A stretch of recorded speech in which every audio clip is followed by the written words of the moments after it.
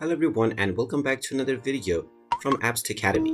In this video, I'm going to show you how to change your email address on your Uber Eats account. So let's get started right away.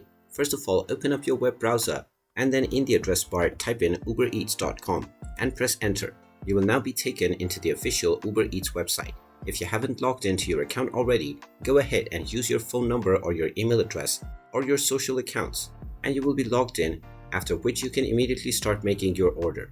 Now, if you wish to change your email address, click on the menu icon at the top left corner and then click on Manage Account. Now, from the Manage Account page, click on your email address and you will be allowed to change it. Go ahead and type in your desired new email address within the given box and then click on the Update button. You will now be asked to enter the 4-digit code that has been sent to your new email.